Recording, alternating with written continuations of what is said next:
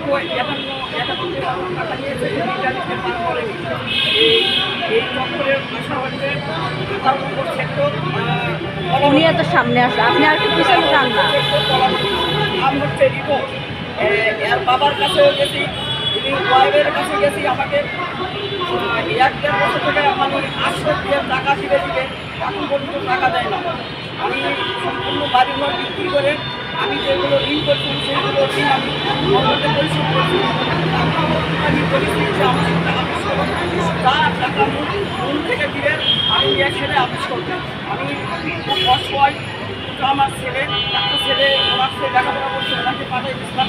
ওই ছেলে নিয়ে চিমনি করে আর ইটালিতে পাঠাই দিল। আমার আমি গয়না সোনা দানা যা আমার পরিবার আছে আমি তোমার সব শেষ করে দিচ্ছি। নিয়ে যাওয়ার পরে নিয়ে যাওয়ার পরে মানে বিমান টাকা নেওয়ার পরে মানে একাধিকভাবে টাকা দিচ্ছে। ব্যাংকের মাধ্যমে নিছে, হাতে নিছে। এবং আমার বাসায় আমি যখন আমার ছেলের পাসপোর্ট 28 দিন হয়, 1 সপ্তাহ কথা হয়ে নিয়ে দেন 28 দিন হয়। যখন ভিসার মেয়াদ 2 দিন আছে তখন আমার ওই কারে নিয়ে নিচ্ছি পাসপোর্ট। আমার কাছে যখন শুনলেন তখন আমি ওদেরকে জানাই এবং ওদের গার্জেনকে জানাই। তারা বলে আমরা দিয়ে আসে না। তারপরের দিন আমি টিকিট দিয়ে আমার ছেলেকে আমি নিয়ে আসছি। নিয়ে আসার পরে আমি ওনার বাসায় গেছিলাম। বাসা যাওয়ার পরে যে বলতেছে ভাই টাকা পয়সা দেওয়ার পসিবল নাই, যে কোনো এখন পরিবার থেকে যাতে আমি বলবো আমি ছেলে যাবে না, আমি যাবো। তারপরও আমাকে পাঠাইনি। উনিও আছে, ওই আঙ্কেলও ওনার বাসায় একাধিকভাবে গেছে, কোনো টাকা পয়সা দেয় না। তারা খালি দামটা করে। আর বউ একটা চাকরি করে প্রাক ব্যাংকে, উনি খালি ওই 10 টাকা এলাকা চিরাই বাপন করা খায় আর মনে করে এগুলো করে টাকা পয়সা দেয় না। আমার পরিবারটা শেষ করে দিচ্ছে। এই দেখুন, হ্যাঁ